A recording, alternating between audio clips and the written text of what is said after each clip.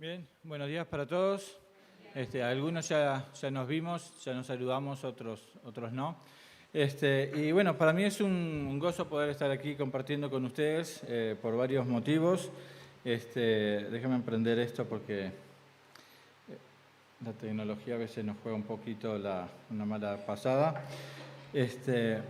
Pero para mí es sumamente importante estar compartiendo de la palabra de Dios hoy con ustedes aquí por varios motivos. Primero, porque bueno, hay varios de ustedes que me conocen desde hace tiempo, algunos de ustedes conocen a mis padres desde antes que yo naciera, ¿no? Por ejemplo, ahí una hermana me saludó y dice, vos sos de los Esteves, y yo conozco unos Esteves, no sé si será de los mismos, y digo, bueno, de los buenos o de los malos, ¿no? Porque hay de todo, ¿no? Pero bueno, el asunto es de que hay gente que conoce a mis padres desde hace muchos años, ¿no? Hay gente que me vio nacer, ¿no? Es decir, Enrique y Elías me conocen quizás desde que era un niño de brazos, ¿no? Otros de ustedes me conocen cuando recién estaba volviendo, que el Señor me trajo de vuelta a sus caminos y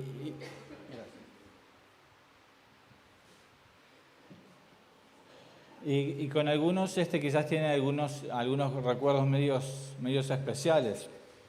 Por ejemplo, cuando llegué a Cristo del Camino, que acá está Katy y Claudia, y vieron venir a un peludo con el pelo casi por la cintura, lo mismo allí en Reducto cuando aparecí la primera vez, ¿no? Y este peludo que olía a alcohol y a marihuana, y ¿quién es no? Y sin embargo, fue recibido, fue abrazado. Recuerdo tengo muchas buenas memorias de buenos tiempos de conversaciones. Recuerdo conversaciones con Enrique en su casa cuando me estaba por bautizar y estábamos hablando. En aquel momento era un tema bautizarse con el pelo largo, ¿no? Es decir, era bastante poco común, ¿no? O recuerdo otra ocasión, él acercándose en las conferencias generales a darme un consejo ahí de una situación que estaba pasando, y vino como una tía a darme un pequeño consejo y recuerdo esas cosas. Con Pablito, que nos juntamos a tocar la guitarra, a conversar, salíamos. Una cantidad de buenos recuerdos, ¿no? Y bueno, ni que hablar con Pablo, que teníamos noches y noches hablando y compartiendo, ¿no? También con la familia. Cristian, verlo nacer, ¿no? Jugar con Lucas, nuestro hijo mayor, los dos chiquitos ahí corriendo por la iglesia. Entonces, es un poco emotivo para mí el poder estar compartiendo con ustedes, teniendo en cuenta esas cosas y teniendo en cuenta todo el tiempo que he estado fuera del país, ¿no? También es importante para mí el compartir este tiempo con ustedes porque es el primer domingo del año. Y el primer domingo del año, por lo general, se hace una perspectiva a lo que vendrá, ¿no? Entonces, por lo general, en estos tiempos de Navidad, fin de año, Año Nuevo, hacemos una pequeña reflexión de lo que ha sido este año que ha pasado y nos enfocamos o reenfocamos en este año que comienza, ¿no? Para la mayoría de nosotros, algo muy común, por ejemplo, es ponerse el desafío de bajar de peso. Todo lo que subimos durante las fiestas, ¿no? Entonces, en las fiestas engordamos y después nos preocupamos por ver cómo bajamos ese peso, ¿no? Los seres humanos somos un poco especiales. Hacemos cosas que después vemos cómo las arreglamos, ¿no? Comemos de más y después vemos a ver cómo hacemos para bajar el peso. Nos endeudamos en las fiestas y después vemos a ver cómo pagamos, ¿no? Entonces, en muchas situaciones hacemos cosas y después a ver cómo las solucionamos, ¿no? Entonces, es importante el poder hacer esta reflexión de qué fue lo que pasó y cómo voy a continuar hacia adelante, ¿no? En esta pequeña reflexión de todos estos años que han pasado en mi vida, puedo ver continuamente la mano de Dios obrando, guiando, dirigiendo en muchas situaciones. Pero también puedo ver de que muchas veces he obstaculizado la obra de Dios, ¿no? Y no sé cuántos de ustedes a veces se puede sentir de que estamos obstaculizando la obra de Dios, ¿no?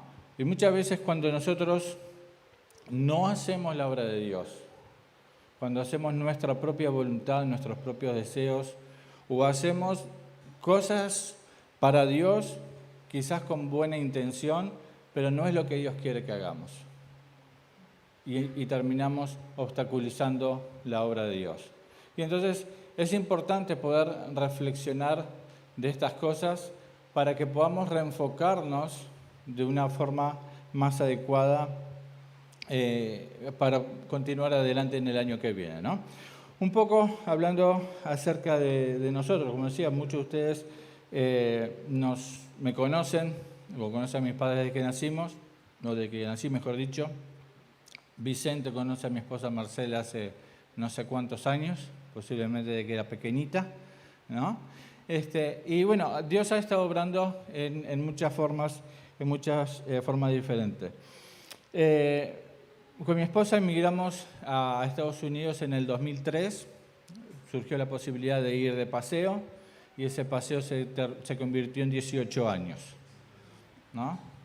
Yo tenía un plan o una idea, en realidad no tenía nada porque simplemente iba y no sabía a qué, pero la idea de nuestro viaje era regresar, ¿no?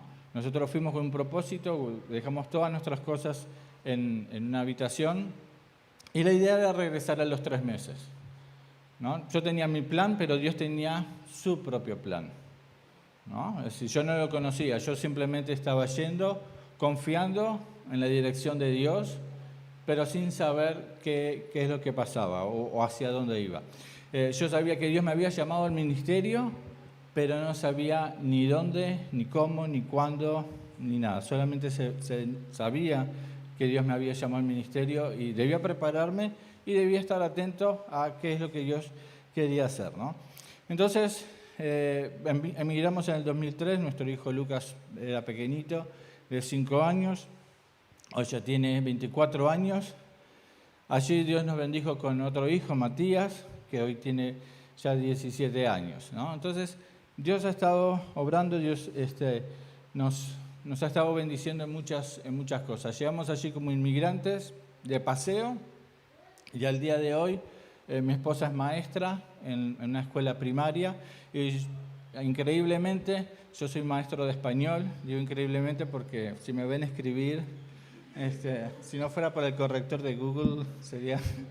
No, pero enseño español en un liceo, allí en la ciudad de Dallas. Nosotros vivimos en Garland, que es una ciudad que está pegada a Dallas, en Texas. Y desde que nosotros llegamos, bueno, hemos estado involucrados en la obra, en el ministerio, en diferentes iglesias, ¿no? Llegamos en el 2003, allí, y en mayo del 2003, en junio, comienzan unas clases de un instituto bíblico. Para aprovechar el tiempo me inscribo en esas clases. Después surge la posibilidad de comenzar en un instituto más formal, un bachillerato.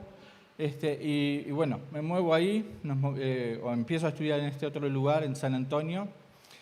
Y en el mes de septiembre recibo la invitación para ser pastor de una iglesia, ¿no? Entonces llegamos en mayo del 2003 de paseo y en septiembre me están invitando para pastorear una iglesia. Y yo decía, ¿qué es lo que Dios tiene para mí? O para nosotros, porque si eso realmente no estaba en nuestros planes, ¿no? Eso fue en septiembre. En noviembre, allí en Estados Unidos hay lo que se llama una ordenación, se hace un reconocimiento público y se ordena a la persona como pastor o para el ministerio. Tiene los dos nombres, ¿no? Eso da el reconocimiento para poder estar pastoreando en cualquier otra iglesia, pero también da ciertos permisos legales, como por ejemplo oficiar bodas, ¿no? Allí en Estados Unidos los pastores pueden casar a las personas, ¿no? Es decir, la persona va a una oficina, saca el papelito y después un pastor los casa, ¿no? Entonces, ¿qué hacía un uruguayo pastoreando en Estados Unidos y con permiso legal para casar gente, ¿no? Es decir, como que es bastante complicado, ¿no? Entonces, en ese tiempo cuando estoy recibiendo esa invitación para ser pastor de esta iglesia, obviamente a mí me gustaba la idea, creía que iba en dirección a ese llamado que Dios me había hecho, pero bueno, era bastante extraño también, ¿no? Como uruguayo estar pastoreando en Texas, ¿no? Y bueno, el Señor me habló ahí en ese momento y quiero compartir con ustedes estos versículos en Salmo capítulo 32, porque en ese momento fueron unas palabras que me llegó, que me dio paz en medio de la situación que estaba viviendo, de no saber qué es lo que teníamos por delante.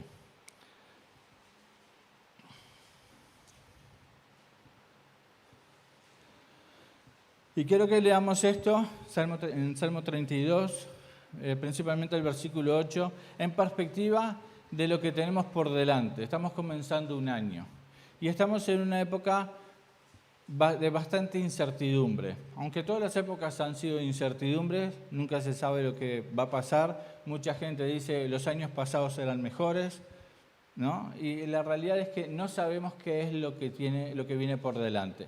Esto del coronavirus ha venido a romper todos los esquemas, todos los proyectos. Ahora es muy difícil hacer planes a largo plazo porque no se sabe qué va a pasar, ¿no? Nosotros, por ejemplo, tenemos programado regresar a Estados Unidos ahora el próximo sábado 8, sábado 8, ¿verdad? Pero, es decir, no tenemos garantizado que vamos a poder regresar porque cierran los aeropuertos y aquí nos quedamos y nos van a tener que aguantar un par de domingos más, ¿no?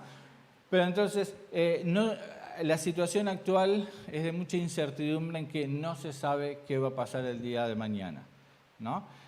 Como cristianos sabemos de que, bueno, Dios está en su trono, Dios está en control, nada escapa a su soberanía, pero humanamente a veces nos preguntamos en qué va a pasar, en qué va a quedar todo esto, ¿no? Cuando vemos las noticias, por ejemplo, el aumento de la violencia, el tema de las drogas, de la corrupción, los gobiernos apoyando el tema del aborto en vez de cuidar el derecho del niño no nacido. Cosas que vemos de que se están yendo hacia cualquier lado y que la gran pregunta es ¿dónde va a terminar todo esto? ¿Cómo vamos a seguir adelante en todas estas situaciones mundiales que se vienen presentando, ¿no? Entonces, Salmo 32, versículo 8, te dice: te haré entender y te enseñaré el camino en que debes andar. Sobre ti fijaré mis ojos. Y quiero que reflexionemos en este versículo. Y antes vamos a orar para dejar este tiempo en las manos de Dios. Bendito Dios y Padre Celestial, gracias, Padre, por este día que nos has dado. Padre, gracias también por esta congregación. Padre, gracias por tu amor, por tu misericordia, por la obra de Jesucristo en la cruz del Calvario. Gracias, Padre, por la salvación que tú nos has dado a través de la obra de Jesucristo. Y, Padre, en este momento queremos pedir de tu guía, de tu dirección, que seas tú manifestándote en la vida de cada uno de nosotros, que nos estés dando el entendimiento para comprender tu palabra y poder tomar el ánimo y las fuerzas que tú quieres darnos, Padre. Ayúdanos y guíanos en todas las cosas, Padre, para honra y gloria de tu nombre. Lo pedimos en el nombre del Señor Jesucristo. Amén. Entonces, cuando nosotros consideramos esta situación de cómo está el mundo y hacia dónde está yendo, que como decía hace un momento no sabemos hacia dónde está yendo, este versículo nos trae una respuesta de ánimo de parte de Dios, ¿no? Nuevamente dice: te haré entender y te enseñaré el camino en que debes andar, sobre ti fijaré mis ojos. Y es sumamente importante el poder considerar esto, de que el Señor tiene sus ojos puestos sobre nosotros. Nada escapa a su control, nada escapa a su soberanía. No tenemos tiempo de analizar ahora otro pasaje como por ejemplo en el libro de Job, pero en el libro de Job nosotros aprendemos de que nada ocurre sin la autorización de Dios. Nada ocurre sin la autorización de Dios. Dios está en control absoluto de todas las cosas, aún de las situaciones difíciles que nos tocan vivir. En ningún lado de la Escritura se nos presenta o se nos promete de que vamos a vivir en un camino de rosas sin complicaciones, sin aflicciones. Al contrario, la propuesta es de que tenemos que pasar por cantidad de aflicciones. Tenemos que seguir lo que es el camino de Jesús. Si, como cristianos estamos llamados a ser imitadores de Cristo, ¿no? ¿Y cómo fue la vida de Cristo? No fue una vida color de rosa, fue una vida de aflicción, ¿no? Es el camino de la cruz. Y muchos de nosotros queremos el camino de la bendición de Dios, pero sin atravesar por las aflicciones que tenemos que atravesar, ¿no? Ahora, déjenme hacer una aclaración acerca de esto. Mucha gente dice que la vida del cristianismo es difícil, ¿no? Ahora, la pregunta es, ¿y qué tan fácil es la vida del no cristiano? ¿No? El sol sale sobre buenos y sobre malos. La lluvia cae sobre justos y sobre injustos. Enfermedades, muerte, dolor. Todas las personas no cristianas sufren exactamente lo mismo que nosotros. La única gran diferencia es que ellos no tienen consuelo y nosotros sí tenemos consuelo. Entonces, cuando decimos que la vida cristiana es difícil, no estamos considerando lo que realmente significa la vida cristiana. El no cristiano sufre cosas quizás peores que nosotros. Quizás podemos ver riqueza, abundancia, placer, diferentes cosas que en el momento pueden ser satisfactorias, pero interiormente quizás no producen esa satisfacción que buscaban. Una canción muy conocida de los Rolling Stones justamente es esa: no puedo obtener satisfacción, ¿no? Pese a que ellos hacían lo que querían, tenían lo que querían, drogas, alcohol, mujeres, diversión, todo lo que querían, sin embargo, nada de eso le daba la satisfacción que ellos estaban buscando, ¿no? Y encima de eso, pensar en la realidad de la muerte.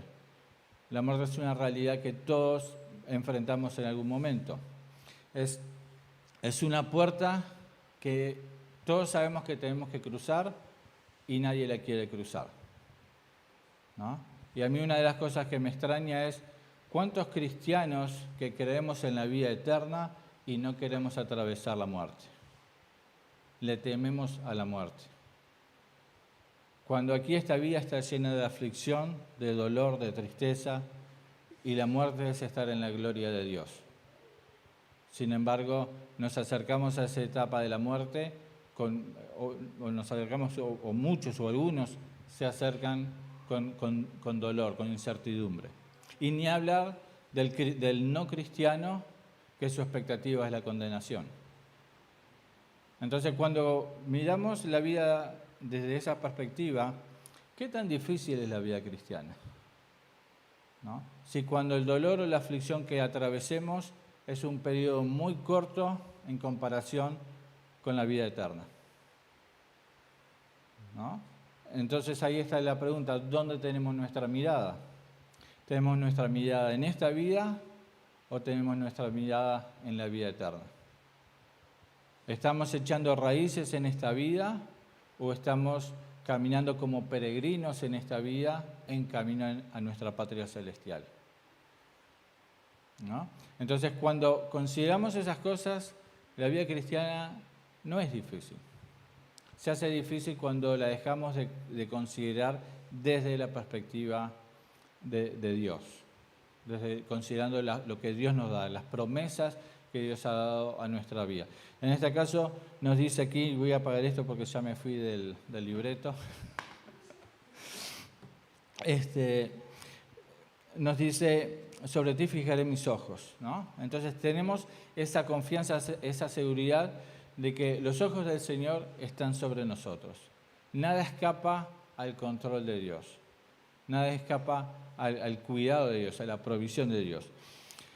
Para entender un poquito mejor esto, quizás podemos considerar el versículo 7. Dice, tú eres mi refugio, me guardarás de la angustia, con cánticos de liberación me rodearás.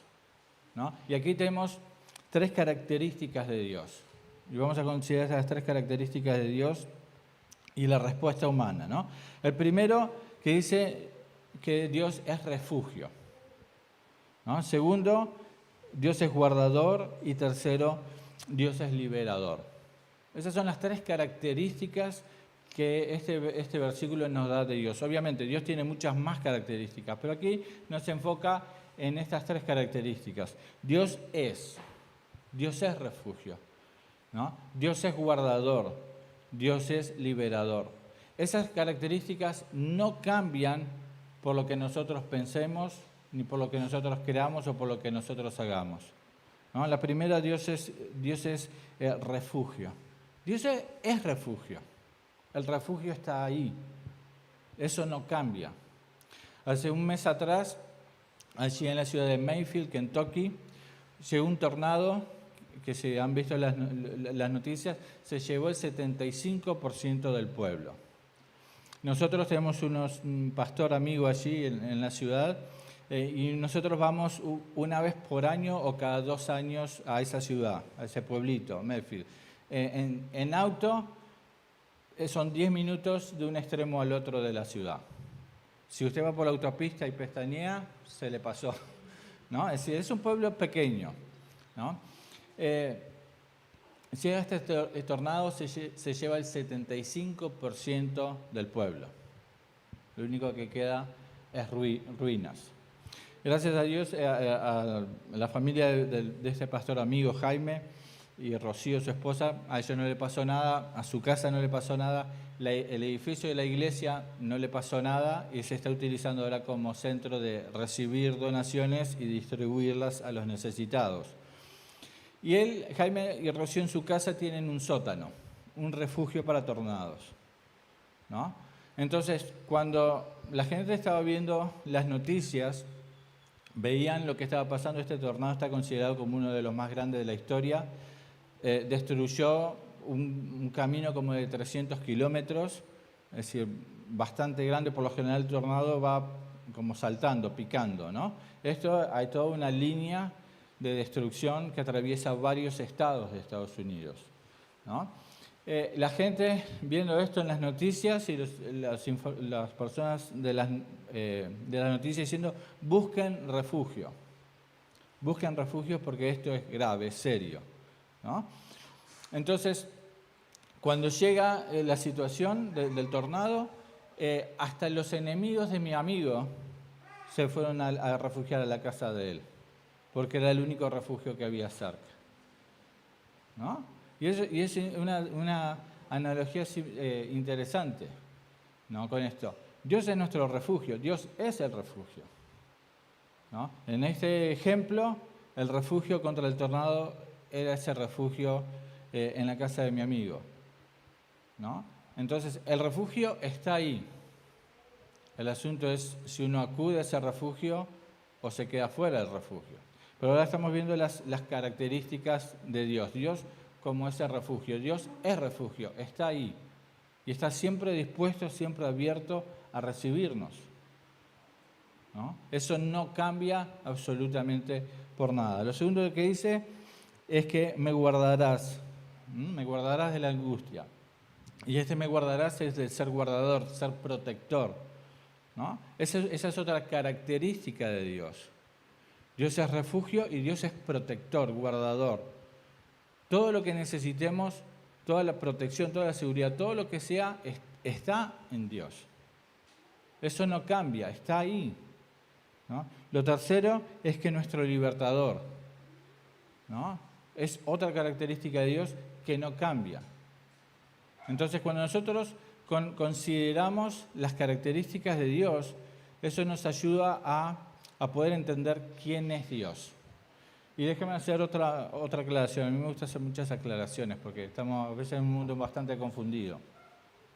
Este es un tema que es sumamente importante porque estamos en un día, una época de una apostasía del cristianismo. ¿Okay?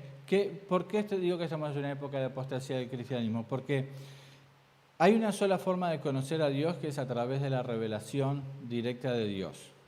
Dios dándonos a conocer quién Él es a través de Jesucristo, a través del Espíritu Santo, a través de lo que está escrito.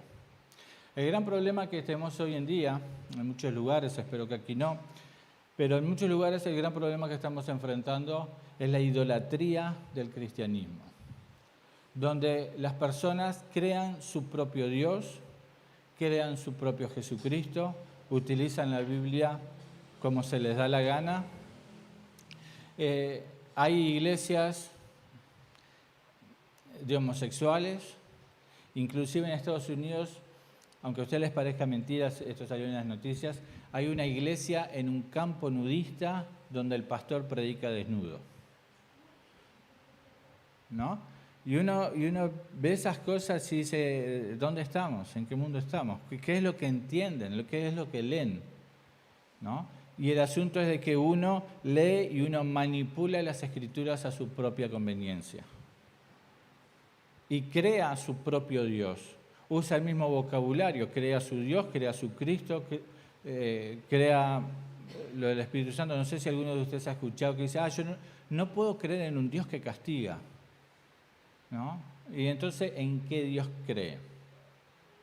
Porque la Biblia, tanto en el Antiguo Testamento como en el Nuevo Testamento, habla del castigo de Dios. Dios es fuego consumidor. ¿No? Y entonces, ¿en qué Dios está creciendo esa persona que dice, yo no puedo creer en un Dios que castiga? ¿No? Usa el mismo vocabulario y la misma Biblia, pero presentan otros Cristos, falsos Cristos. Eso es idolatría. Entonces tenemos que tener sumo cuidado en estar conociendo al verdadero Dios, porque de lo contrario estamos creando nuestro propio Dios, creando nuestro propio camino de salvación, y ese propio camino de salvación nos lleva a la condenación. Entonces, la única forma de conocer a ese Dios es a través de su propia revelación de Jesucristo, a través del Espíritu Santo y la Biblia. Y tenemos que ser muy serios en eso, porque es muy fácil desviarse de eso. Es muy fácil desviarse de la verdad, ¿no? No porque Dios no haga lo suficiente, sino porque nosotros dejamos de mirar a Dios, dejamos de mirar a Cristo, dejamos de mirar la cruz, dejamos de seguir las Escrituras. Y necesitamos estar firmes en la Escritura, en lo que la Biblia nos dice, nos enseña. Estar firmes en la guía del Espíritu Santo, estar firmes en ese conocimiento del Señor Jesucristo. Estamos llamados a ser como Cristo. Tenemos la mente de Cristo, tenemos el Espíritu de Cristo. Necesitamos encarnar a Cristo en el sentido de vivir como Cristo vivió. Vivir lo que Él nos enseña que debemos vivir. Y no hay otra forma de saber eso que recibiendo su revelación, recibiendo su enseñanza. Por eso dice, volviendo al versículo 8, te haré entender y te enseñaré el camino en que debes andar. ¿No? Dios está ahí para guiarnos. Dios está ahí para darnos la instrucción que nosotros necesitamos en la situación de vida que estemos enfrentando. Cada uno de nosotros enfrenta diferentes situaciones de vida. Dios tiene un trato diferente con cada uno de nosotros, porque cada uno de nosotros enfrentamos situaciones diferentes, ¿no? Entonces necesitamos recurrir a eso. Entonces una cosa es lo que Dios es refugio, Dios es protector, Dios es libertador. El asunto es, yo puedo decir, Dios es mi refugio, Dios es mi libertador, Dios es mi protector. Realmente mi confianza está puesta en que Él tiene lo que yo necesito para llevarme a donde Él quiere. Realmente Él tiene el poder para librarme de la situación que estoy enfrentando. ¿no? Inclusive en casos de enfermedad. Para el cristiano, la muerte es la liberación final, porque ya dejamos todo el mundo de aflicción, ¿no? Entonces, hasta inclusive la muerte, que es un proceso tan difícil de pasar, de superar, tanto para la persona que muere como para la familia, es un proceso de liberación, porque ya se deja este mundo de dolor, de aflicción, para pasar a un estado de perfección en la presencia de Dios. Entonces, tenemos por delante un nuevo año. Tenemos por delante un nuevo año que no se sabe qué es lo que va a pasar. Un nuevo año donde cada uno está viendo a ver cómo le vamos a hacer. Cómo nos vamos a adaptar a esta nueva normalidad, que de normalidad no tiene nada, pero se nos quiere mostrar que esto es lo normal, ¿no? Y tenemos que adaptarnos a esto. ¿Y cómo nos vamos a adaptar si no tenemos la guía de Dios? ¿Cómo vamos a enfrentar las diferentes situaciones que se nos van a ir presentando en este nuevo año que comienza? ¿No? Y quería compartir esta palabra de ánimo con ustedes.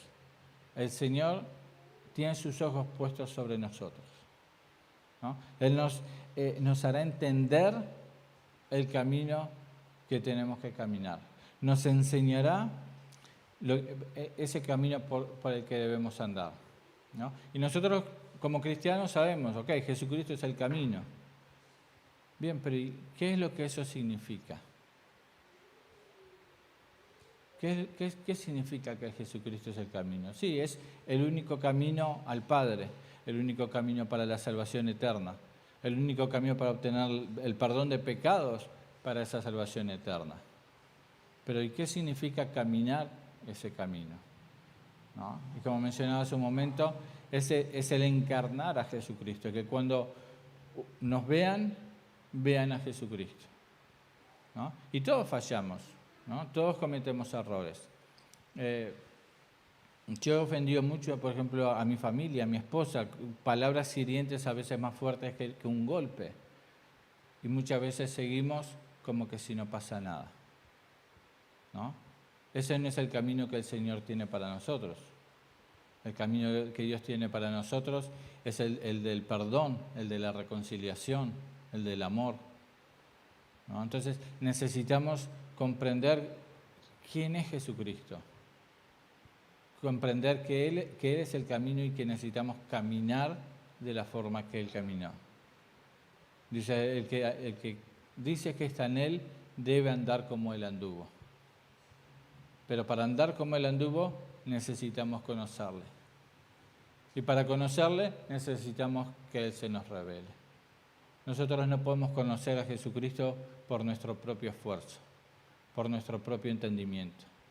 Necesitamos que Él se dé a conocer a nosotros, ¿no? Y es algo que es sumamente interesante porque depende en cierta forma depende de nuestra intención. ¿Realmente quiero conocer a Jesucristo? A Él se va a ir dando a conocer de acuerdo a nuestra respuesta. Él no nos va a hacer entender algo cuando nosotros no estamos dispuestos a lo mínimo. Entonces, la revelación de Jesucristo en cierta forma depende de nuestra respuesta. Y nuestra respuesta en cierta forma es como una rueda. Y el asunto es ¿qué va primero? Dios se revela, nosotros respondemos. Cuando nosotros respondemos, Dios sigue con su revelación. Volvemos a responder a esa revelación y Dios sigue su revelación. Y es un proceso que nunca termina. Porque hasta que estemos en su presencia, que seamos transformados, perfectos, hasta ese momento vamos a estar en un proceso de cambio. Entonces, algunos me preguntaban si podía predicar menos de 45 minutos y creo que cumplí, ¿no? Estamos ahí. Pero quería dejarles este versículo, ¿no? Para tomar ánimo para este año que comienza, porque hay mucha incertidumbre, como mencionábamos, ¿no? Pero el Señor tiene sus ojos sobre nosotros, ¿no? Y si usted es hijo de Dios, esa es la confianza. Y si usted todavía no ha aceptado a Jesucristo como Salvador, bueno, es tiempo de hacerlo. ¿Por qué? Porque nadie tiene asegurado el día de mañana. Y quizás usted no sabe qué es lo que usted va a hacer el día de mañana. Y es momento de entregarle su vida a Dios para que Él tome control de su vida. Recuerdo cuando yo recién me convertí, Mariela, la esposa de José Luis Amaral, me decía, es que Dios tiene grandes cosas para tu vida, ¿no? Y yo me miraba y decía, ¿y qué Dios puede tener para esto? Para mí, para lo que queda de mí como ser humano, ¿no? Y sin embargo, ella tenía razón. Dios tenía grandes cosas para mi vida. Y Dios tiene grandes cosas para tu vida. La pregunta es, ¿tú quieres lo que Dios quiere para ti? ¿O tú tienes tu propio plan para tu vida? Tú tienes tu propia idea de qué es lo que vas a hacer. Y cada uno puede construir su propio camino. Pero cuando lleguemos al momento final de presentarnos delante de Dios, veremos qué tan válida ha sido nuestra elección, ¿no? Sin embargo, por el contrario, si nosotros nos entregamos al propósito de Dios, Él está a cargo. Ya no es responsabilidad nuestra, es responsabilidad de Él. Y Él promete enseñarnos y guiarnos. Es una cuestión de fe. La promesa está dada y la promesa no va a cambiar. Lo que cambia es nuestra respuesta. Pero si nosotros vivimos en la promesa de Dios, obtenemos el resultado de la promesa de Dios. Dios no cambia. Él es siempre el mismo. Él es refugio, Él es libertador, Él es protector, ¿no? Que en este año podamos vivir esto, que podamos vivir refugiándonos en el Señor, que podamos vivir confiados en su protección y que podamos vivir disfrutando de su libertad. Oremos. Bendito Dios y Padre Celestial, gracias nuevamente por este tiempo, gracias por tu palabra. Y Padre, gracias nuevamente por tu obra en la cruz del Calvario, Padre. Gracias, Padre, porque podemos confiar sabiendo que tus ojos están sobre nosotros. Y gracias, Padre, porque tú has prometido enseñarnos y guiarnos en el camino que tenemos que caminar. Ayúdanos y guíanos, Padre, en todas las cosas. Te lo pedimos en el nombre bendito del Señor Jesucristo. Amén.